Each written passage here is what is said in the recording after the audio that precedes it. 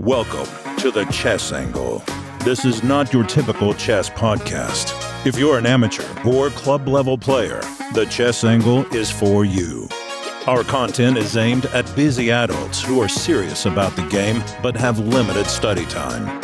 Featured guests include both amateur and titled players alike. And now, here's your host, Director of the Long Island Chess Club, Neil Bellon. Welcome, everyone. Thanks for tuning in. We do have an interview episode this week. I know I've been flying solo, so I'm excited. We're going to mix it up a little bit. My guest this week is James Nidds. He's a friend. He retired from Verizon. He is a Long Island Chess Club regular. His current rating is 1808, but he's beaten a number of higher-rated players at the club. Very strong player. He has a lot to share. And we're going to focus on chess improvement, on study plans, on study regimens and formulas. And I'm really looking forward to speaking with him. I think players of all levels will find this very beneficial. So, James, great to see you. Welcome to the podcast. Thank you for having me, Neil. And I'd like to thank you for running the chess club and helping the chess community. A lot of people don't even have a chess club. Put a lot of time and effort into that. And I appreciate that a lot, I listen to the podcast, and you listen throughout the country. A lot of people don't have a chess club. They have to play online, and they don't get the thrill of getting to play over the board and how much fun it is. And it's definitely a different game than playing online. It is. And unfortunately, even if they can play over the board, they have to travel like an hour or more to get there, which can be inconvenient, especially if it's during the week and they have to work the next day. So, yeah, we're fortunate, and our numbers are good. We have a lot of good players, nice bunch of guys. So, all right, so let's get into this. I want to get into chess improvement and your thoughts about that, because I know you have some very specific ideas. So I thought we could start with beginners, those in the sort of beginner, advanced beginner, intermediate phase. I was hoping you could share some thoughts on what you think they should focus on and what can help them improve. I feel like maybe a little bit of guidance, some simple things they could do to get them to the next level. I mean, little simple things to think about. It's just three simple things. The first one is to develop your pieces. Very simple. Don't keep pushing your pawns. Get your other pieces out. Get your minor pieces out and develop them smoothly. The second one is control the center. The center of the board, think about it about like a circle. In the middle of the circle is a point in the middle where the radius is. If you control the center of the board, your pieces can control the squares a lot better than if they're on the side, or there's different ways to manipulate the center, but that's something else to think about. And the third one is king safety. And if you just stick with those three things in your head and don't try to make things so complicated and protect everything as you're playing, you'll give people a lot of trouble. I mean, you'll do okay. I mean, sometimes a beginner will see someone make an aggressive move on the side and they get intimidated and they lose focus on what's important about what's going on in a game. And just try to bring your head back to those three rules. And I think it'll go a long way with helping your game. Yeah, I'm laughing at the whole pawn pushing idea, because you see that a lot with beginners and with kids. It's like the first 7 moves or 8 moves, they're just moving pawns. Like they haven't even touched a piece yet. But you'd be surprised. You see it with some beginner adults as well. Or you'll see something like A4 and then they move the rook right away. Yes, and then the bishop usually takes the rook. And what's funny is... Yeah, right. As you're saying that, the real top advanced players actually do that on purpose, and they make it into an opening, but that's a whole different level. I mean, as a beginner, you shouldn't really be doing that. Even as an advanced player, you shouldn't be doing that. That's for like the super grandmasters and the super players to make those kind of moves, and they can make sense of it. Us mortals, I think we should try to stay away from that until you get to that level. Yeah, the other thing too, you said someone will place his queen like by your king. They'll just make an aggressive queen move, which does nothing. Right? It might seem scary, but it does nothing. And rather than ignore it and just develop a piece, you feel you have to address that. And then you end up making a defensive move or a quote unquote defensive move that just makes things worse. when you should just develop your pieces and then maybe attack the queen. Then he has to move his queen, and then all of a sudden you have a lead in development. But that's what happens. You see a piece that's near your king and everybody freaks out, but you have to assess, is it really doing anything there? Or is it just sort of a feel-good nonsense move? Now, we were talking a little bit before we recorded, and you believe there are 4 characteristics of great chess players. What makes strong players, better than weaker players. There are 4 characteristics that make them great. And I kind of like these a lot. So I was hoping you could elaborate on those. Right. I mean, there's just certain people out there that they have gifts. Everyone's got gifts. I mean, there's just certain people, they have great memory. You show somebody something one time and they got a great memory. They can remember it. Whereas other people, it's a little bit more of a grind. And that's one good characteristic for a chess player. I mean, if you can remember, I played that same move four games ago and it was bad, that's going to help you. They have different things to measure memory, especially on chess.com. They have something called a puzzle rating. You do different puzzles and you get a rating for how you solve those puzzles. That has something to do with memory.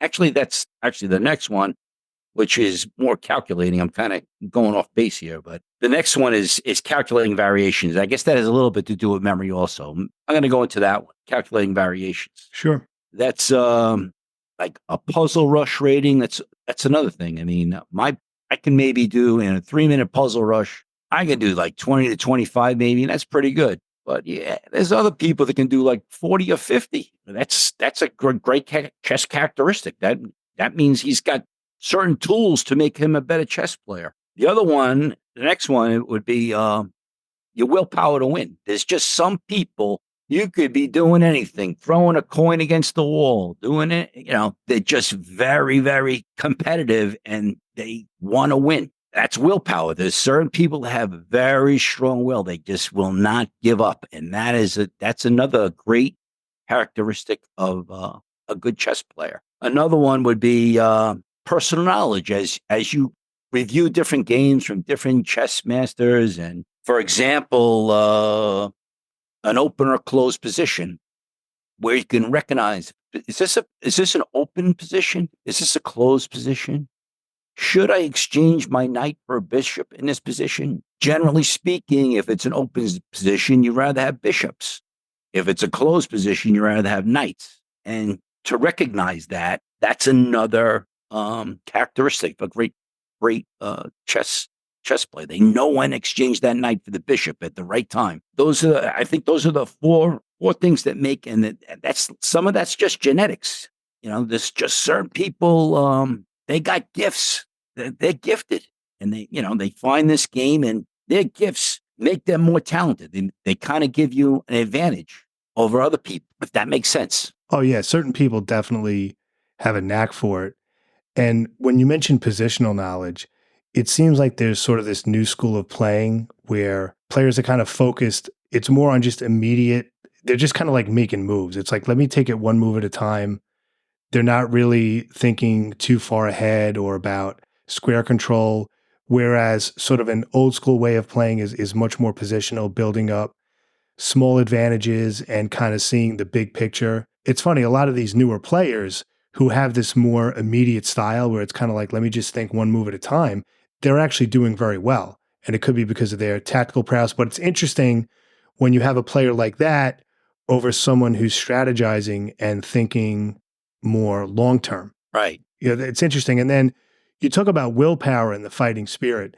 That is huge. That's so important because, as I've said before, if you lose a game, like if you want to get better and improve, if you're really serious about improvement, when you lose a game, it has to bother you, right? It has to bother you. And if you have a losing position, you have to have that will to find a way to win. And that's the difference, but a major difference between stronger players and weaker players is they don't give up. Like if they have a losing position, they're going to fight tooth and nail. And as a result, they'll get some draws or even wins from positions where they were completely losing. Whereas many amateur players will have a losing position, they become despondent and they just throw the game away. But the better players are going to steal some draws and wins from those worse positions.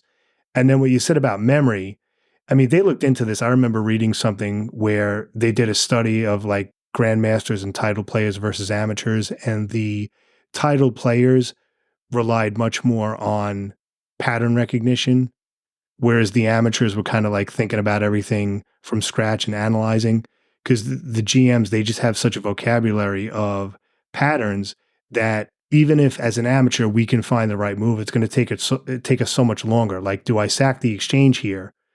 A master or a grandmaster will see that within like 10 seconds and they'll just do it.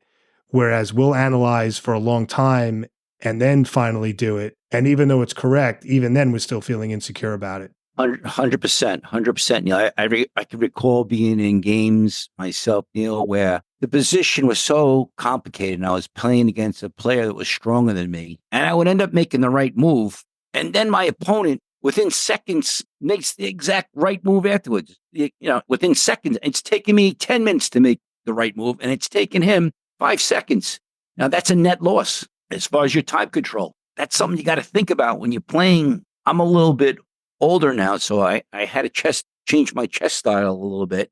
I'm going to talk a little bit about that more later on. But that's something you got to think about. Is this guy a faster calculator than me? I mean, I'm 58 years old. If I'm playing a kid who's 20 years old and he is sharp as attack, there's certain advantage he's going to have over me. And you just got to come to terms with that. And you got to adjust your game accordingly. Yeah, no, you do have to play the player. Like if you're playing someone who loves open tactics, I just try to close it up, make it as boring as possible.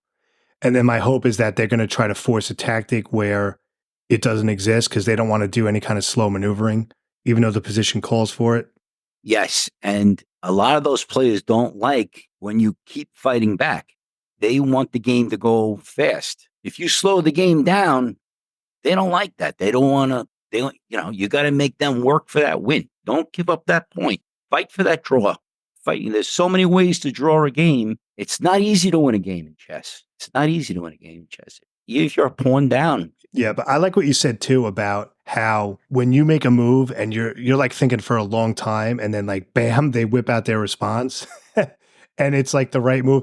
It's really frustrating too, because not only, like you said, it's a net loss on the clock, but it's just incredibly frustrating psychologically because you're like scratching your head and this guy's like bam, and then you're taking like 8 minutes for the next move, and he's like bam, and he's like right there in the game. That I know that drives me crazy. I gotta, you kind of have to fight through that. So none of that. You're using energy now. It's wearing you out a little bit. He's wearing you down. You've talked about this a lot on the podcast. You start when you get worn down, you're going to make a mistake.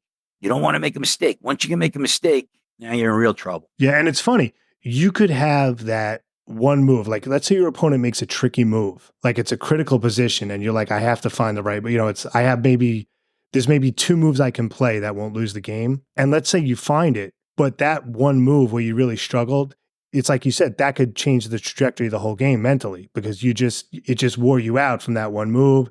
And now you're like, is he going to do it again? It's funny how this game works. Whereas if your opponent played a move that maybe wasn't as tricky, the game could go in a completely different direction. Like it's quite remarkable. Like your opponent could play one move and it messes with your head and you're losing, or he could play another move and then you're like winning or it's equal. It's just amazing because you don't know how your opponent's going to react. And one of the things I find fascinating about amateur chess is I'll play a move that's not the best computer move. In fact, it's actually, it might even be a question mark move. It's not a blunder, but it really wasn't accurate. It was kind of an inaccuracy. Right. And the computer will beat you up, but you play that move that was a question mark against a human, and he's like, what is this? And it throws him off. He ends up making a mistake, and you go on to win. So it's funny. I mean, that's kind of like how Tal played. I'm not comparing like myself to Tal, but like if you put some of Tal's games in the computer, he was like completely losing. But because these moves were so wild and so psychologically damaging, the opponent would just combust because they didn't know how to react to it. So I always find that fascinating where I played this move that I thought was good. I thought it was tricky. The computer completely refutes it. But you have to remember, if your human opponent doesn't see that refutation, it doesn't matter. And so I've won games where I made a little bit of an unsound move, but it threw my opponent off so much that he ended up blundering or making a mistake and I just go on to an easy win. I'm sure you've experienced something similar. Right. I've experienced games where I've been losing. I'm losing and losing and losing, and I keep resisting. And all of a sudden, and it's very difficult psychologically when you're losing, you're just trying to draw. Oh, yeah. My opponent will make some kind of inaccuracy in the end game, and the next thing you know, I'm winning. And it's hard to make that transition psychologically. Holy cow, now I'm winning. And sometimes instead of going for the win, I took the draw, and I'm like, maybe I should have went for it's hard to make that transition. So that. Oh, yeah. You know what I do? If that happens, if that type of inflection point happens where I'm completely losing and then he, double question mark and now I'm winning, I get up from the board. Right. I walk away because I'm afraid, because you have to completely change your mindset now.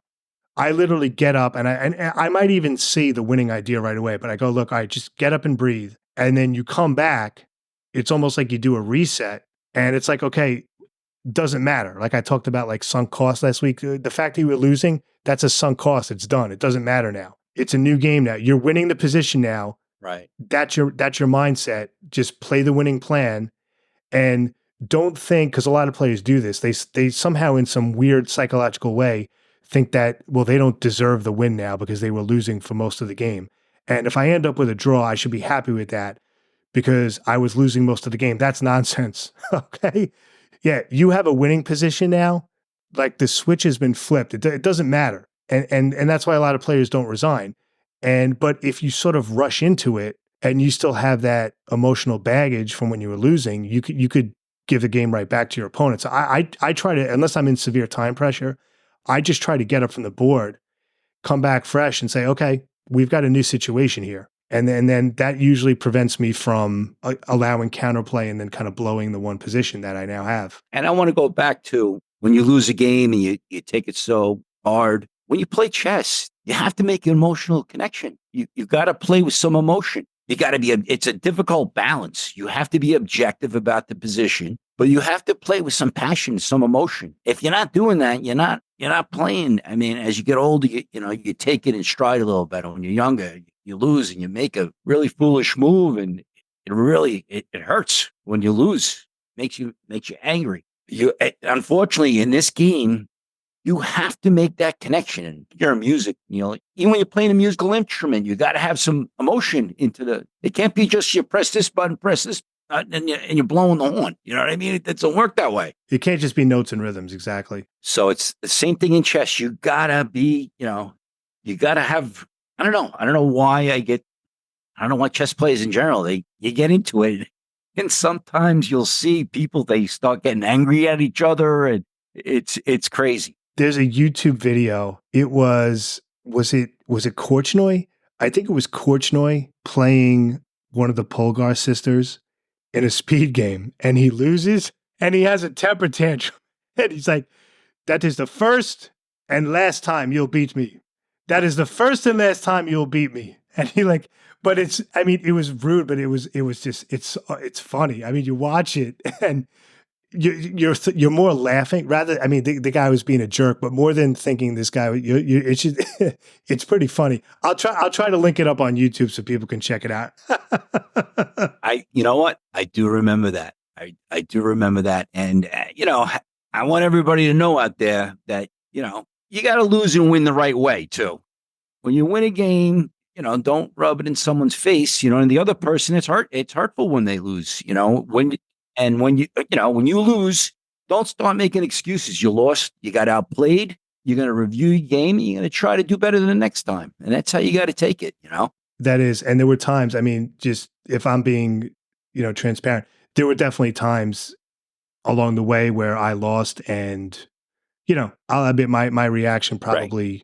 It wasn't what it should have been. And I'm not proud of that. I've since corrected that. It happened just a few times. Sometimes a loss is just so mind-numbingly frustrating that I'm not making excuses, but it can be tough. Like some losses, and it also depends on what your opponent is like as well. I've had some losses that were particularly painful, but that's how it goes. And like I always say, you're not going to win every game. You're not going to win every game. That's, what? You go outside in the car and you yell in the car by yourself. don't make a display. You shake the person's hand, whoever it was, and say good game, and that's how you get. You got to play with emotion. It's unavoidable. You got to play at the same time. If you want to be a good chess player, you got to play with some feeling. We're going to take a short break, and we'll be back with James Nidds in just a moment.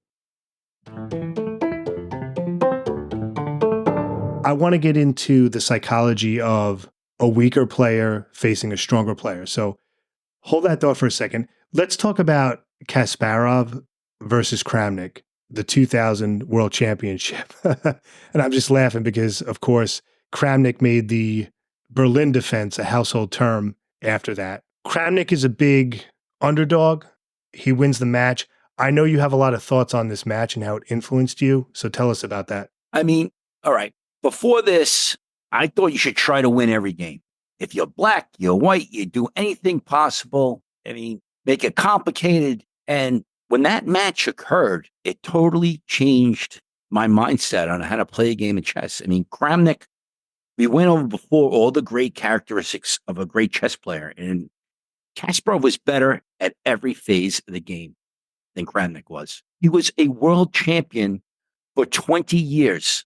People, maybe the younger generation does not realize how awesome that guy was and what an underdog and what a accomplishment that was that Kramnik beat him in a match.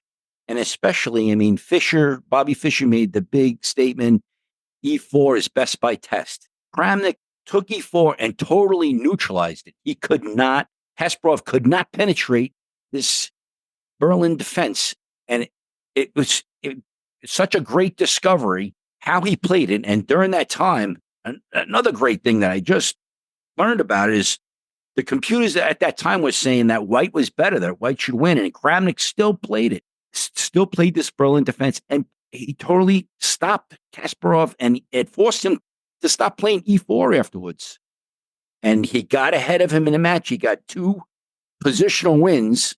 And then he didn't take a lot of risks, and he won the match. It was a remarkable thing. It was an unbelievable accomplishment. And getting back to the Berlin defense, that was in the year 2000 that was played. We're in the year 2024.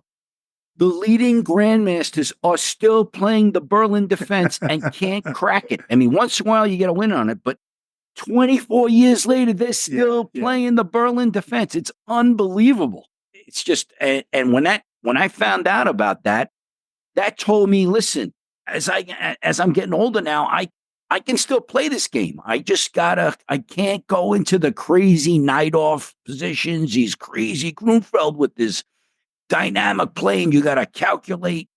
You don't have to do that to be a chess player. You can just, a lot of times, if you get a draw against a stronger player, that's really the natural result of a chess game. There's only 2 conclusions you can make about a chess game if it's played well. White goes first. Is white supposed to win every game if you play perfectly? Or does black, being that they go second, do they draw every game? And to me, black can draw white every time if they play well. If you play within a system that you're familiar with and you know the nuances of it, you should be able to hold your ground against anybody. That's what it took from that match. Yeah. My theory about colors, right? I think at our level, the amateur level, the whole idea of white, black is nonsense. Like the idea that you might have an advantage with white, or that white is theoretically better because he moves first, or you should play with white. That's a bunch, because the reason is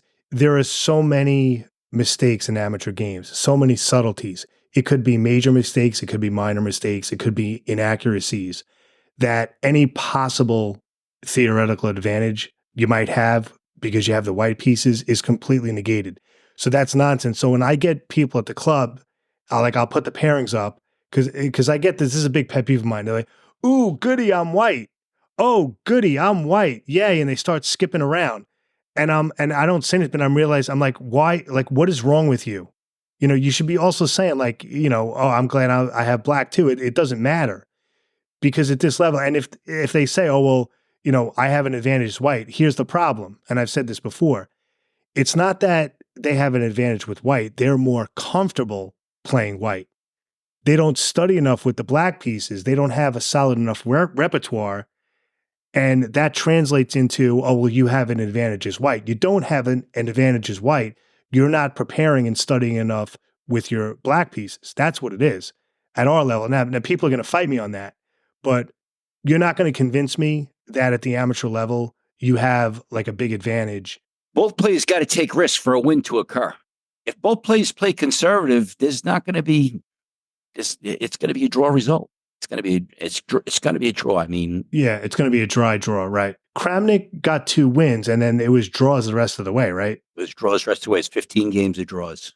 You were saying before when we were speaking off mic that you started to play as a result of that match a little more statically and positionally. Yeah, like talk about that because that's interesting. Where you're playing right. Because I went from playing E4 all the time, playing the knight off Sicilian, the King's Indian defense, going to the sharpest lines, to playing more E4, E5, Caro-Can type positions, much more static, Petrov defense kind of play. I would go into a Sicilian, but it would be more of a positional Sicilian. One of the Sicilians I was experimenting with is the O'Kelly variation, which is you play kind of E5 if white goes into a normal kind of Sicilian setup, and that was unusual. There's a certain way you got to play it, but the bottom line is it's a more positional type way of playing. And to be honest with you, at my skill set, I'm not a Gary Kasparov. I'm not as gifted as a lot of other players. I got to play more positional. I understood the positions better. So I was able to handle the positions rather than going into these positions. There was like the twilight zone where maybe I'm winning, I don't even know what's going on. I'm excited. I was excited to have all the pieces in to do battle kind of. I didn't know what I was doing, where I felt like a little bit more, I knew what I was doing when I went into a more static and positional type position where it was within my abilities. If that makes sense. It does. And I like playing positional chess just because, I mean, as you know, and everybody who listens to the podcast know this, I'm a grinder. I just like grinding out. This even happened recently at the club where I had a position where I had this, it looked like I had this tactical shot, but it's a little wild. You got to calculate it. And I'm saying to myself, all right, I know that that's the right move. Turns out when I put it in the computer, that was the right move. But what people forget about playing those moves is that it's not enough to just know the first move of the sequence. See, this is the problem I have with tactical puzzles is it'll be like a 6-move sequence and people play the first move of the puzzle correct. And they're like, oh, I got the puzzle right. I'll figure out the rest. Don't worry. If I'm in a tournament, I'll just figure out the rest on my own. It doesn't work that way. It only counts if you see it through to the end. And so I saw this tricky tactic, but I said I couldn't see. I'm like, I don't know if it works. I can't see the follow-up. And I said I could play that move and then drive myself crazy because if you're going to attack like that, pretty much every move has to be accurate. Otherwise, you've lost. Or I saw another positional idea that is winning in the sense of that I have a better position and I can squeeze them, but I understood it to the end and I understood the plans. And so I went that route. Then fine. It might take me an extra 15 moves to win it, but I can definitely see it rather than play this risky tactical shot and hope that it's right. And then I might blunder. And I think here's the point I'm trying to make. A lot of players, they either don't want to or don't know how to play positionally. They're looking for a tactical and dynamic play in positions that either don't call for it or where it's simply not available. And then they try to sort of jerry-rig this tactic where it doesn't exist, and then they just end up busting their position. Right? Unless it's thematic enough that you can figure, you know what I'm saying? Like sometimes you'll sack an exchange. You may not see it through to the end, but you just know that, okay, it's going to ruin his kingside pawns. It's going to give my knight a better square. You know what I'm saying? Like you have to see something that you can sink your teeth into. I'm talking about the tactical shots where you don't see beyond the first 2 moves and there's no other like thematic justification for it, but yet it's still right. But it's the type of thing like if you put it in the computer, it's going to be like a 7-move sequence that it has to be completely accurate. I agree with you, Neil. I think you should stay in positions that you understand. And I am very similar to you like that. but not all chess players are like that. There are some players where they got to have action. They got to have a dynamic position. You know what? In those cases, you don't make it sharp.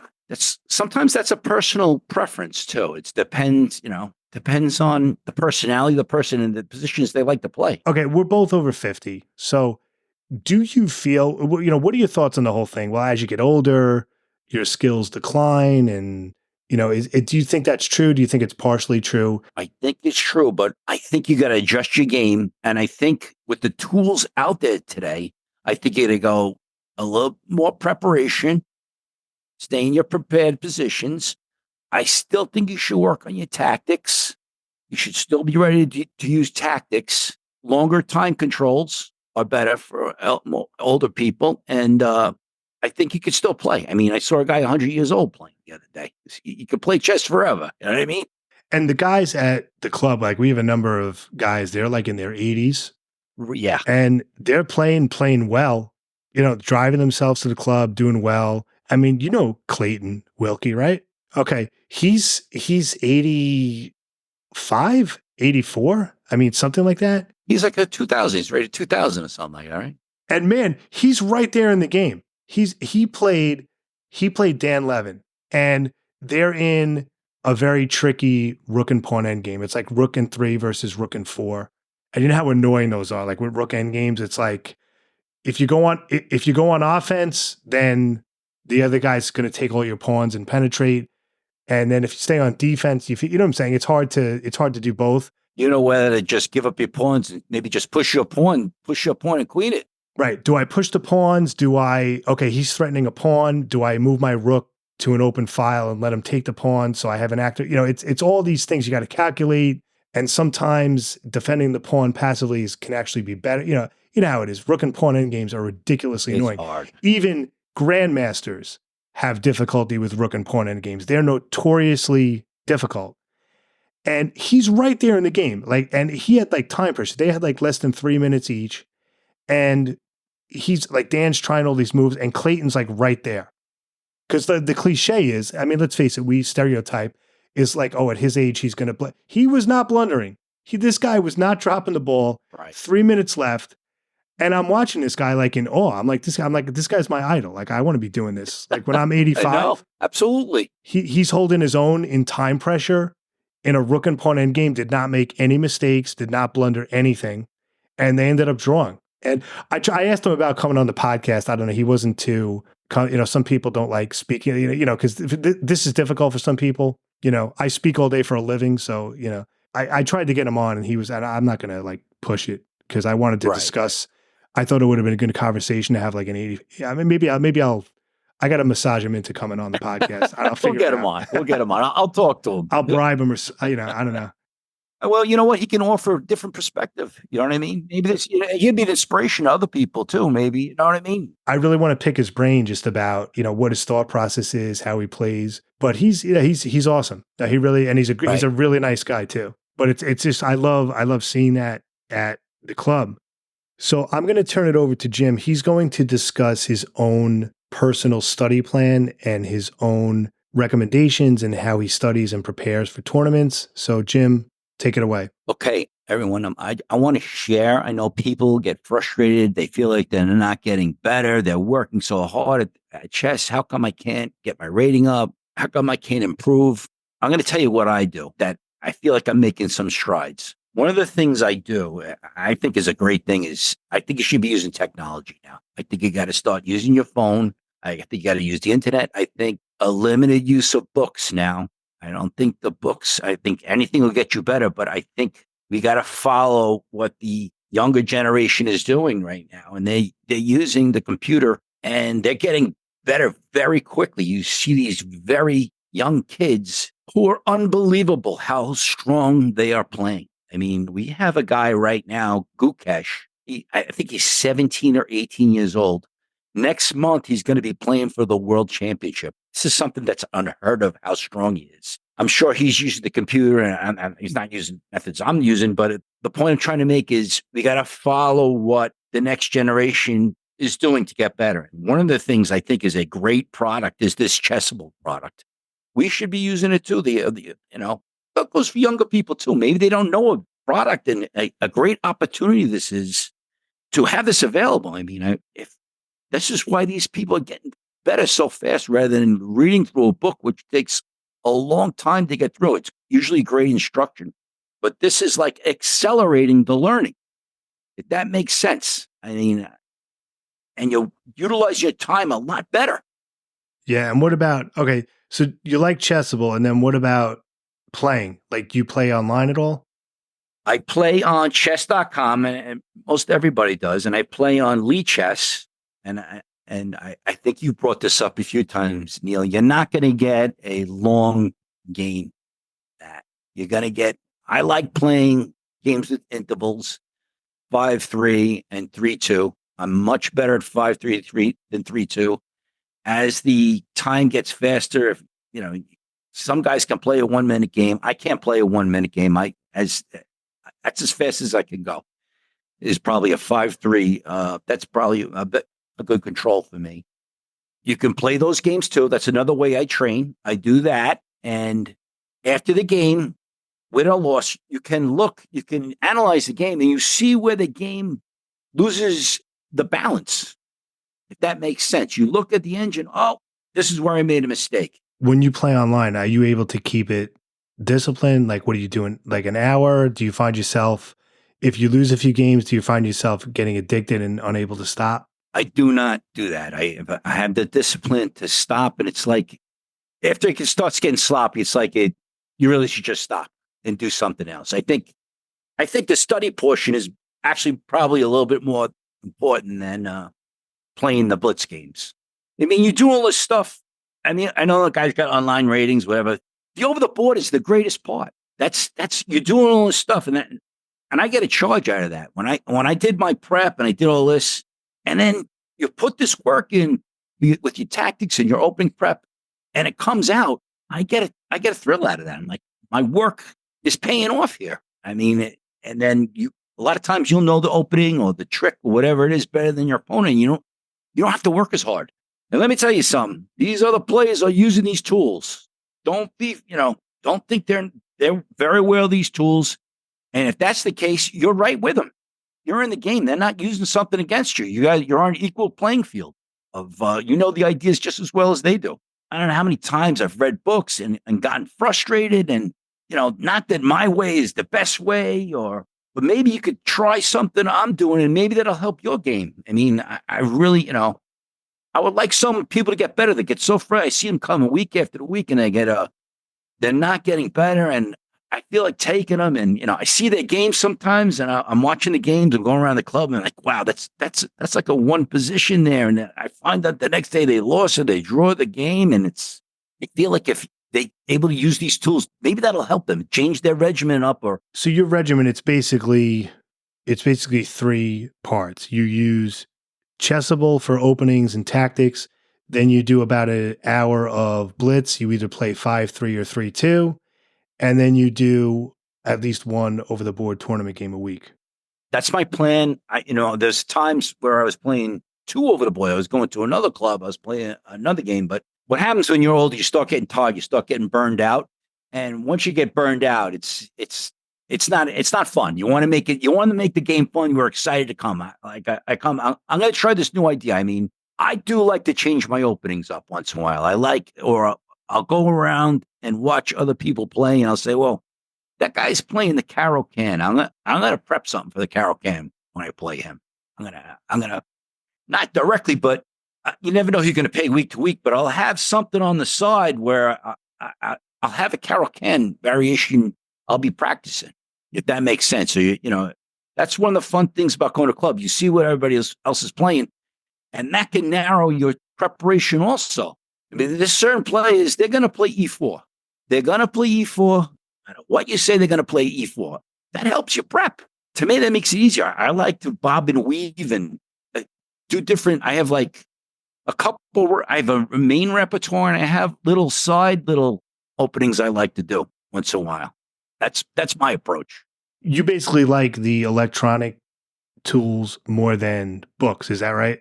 I do like the electronic tools. However, like, if I'm really studying up, maybe like, for example, I gave the example of the O'Kelly variation. Maybe I'll buy a book on the O'Kelly variation also and go through a couple games. What books have you used in the past, like when you were developing and up and coming? When I was younger, I used to like to study the people. You were a game collections guy. I would go through Gary Kasparov books. I would go through Karpov's books. I would go through, the major grandmaster type book. I did study that. I love that. I love to watch them play. I also like to reassess your chess with Silman, which I want to make mention to you.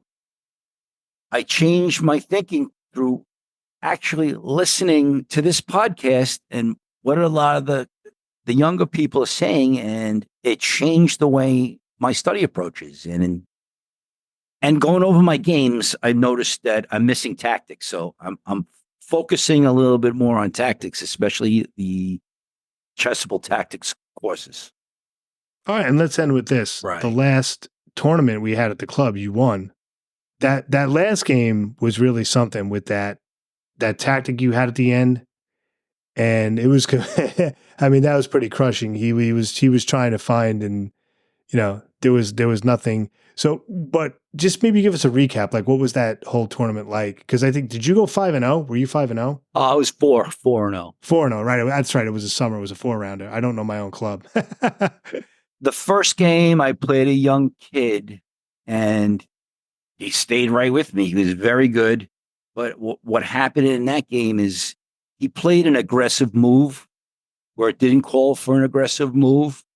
And I got a pawn up. And then what happens with young people, he just went ballistic. He just started sacking pieces, and he went for an all-out attack. He went for broke, and that didn't work out for him. So that's what happened to him. But I could tell that young kid, his father came up to me afterwards. He took a picture of my score sheet. That kid's going to be blowing me away someday. The second game I played this kid, he was really good too. He's like rated 1,100. Let me tell you something. This guy ain't rated, he may be rated 1,100. He had his brother there who was rated like 1,800. He's a much better than 1,100. And, when you're 1,800, he's good. I could tell he actually studied a course. I'm not sure about this, but the line he used was from a Levy Rosman course. And he was ahead of me. I went to a line that was a gambit, and he was ahead of me. And actually, I was losing that game. But what happened was he got in time trouble, and I was able to win a Rick and pawn ending. He underestimated the dangers. I think one of the things you got to do when you're playing and you're ahead is you got to limit the other person's counterplay. You want to, when you're ahead, sometimes that's why people take a lot of time on the clock. You want to limit the amount of counterplay your opponent's getting, and he underestimated the counterplay. And that was what came to mind when I was speaking earlier, that I actually should have lost that game. I was trying to get a draw, and I ended up winning. So that's what happened in that game. And then the third game, I played another young kid who was talented too. What a talented kid. He was positionally outplaying me. I had to go into some tactical play against him. He made a move and another attacking move where he really should have just made a positional move, and it ended up being an attacking. I went into a tactical skirmish. I was behind in that game. I ended up trapping his bishop, and I got ahead. I think I had 2 rooks, a knight, and a queen. He had 2 rooks and a queen. And then I had a nice tactical shot in that game too, where it was like either you lose this queen or he would lose his queen or he would get mated. So that was another interesting game. But it wasn't like I was the second, third game. Be honest with you, if I was playing against good players, not that they weren't good players, but maybe some people a little bit more experienced, I would have lost both those games. And in my last game, I played against my friend Ziling Chen, who is a much better player than me. And believe me when I tell you, he has beaten me. I don't know how many times. He has beaten me many more times than if I had one draw with him. I got maybe 3 wins, but he's got probably like 5 or 6 wins against me. So I'm sure his game, he was a little bit off, a little tired, and I was able to. He went into an attack. He lost a piece. And then he made it complicated. He made it difficult for me. But I was able to, the tactic came out, and I was fortunate to win. But believe me when I tell you, Ziling Chen, if you're listening to this, You are a much better player than me. I was very, very fortunate to win that game. But it can happen, it can happen that, anyone can beat anybody at any time. That's the moral of the story, boys and girls. Anybody can beat anybody at any time. That is the golden rule of amateur chess. James, this was a lot of fun, really informative. Thanks so much for being on the pod. I really appreciate it. I really appreciate having me on. I was honored to be here, and thank you for all you do for everything, Neil. Thanks so much. All right, I will see you at the club. And for those of you listening at home, we really appreciate it. And as always, I hope you win your next game. Have a great day, everybody.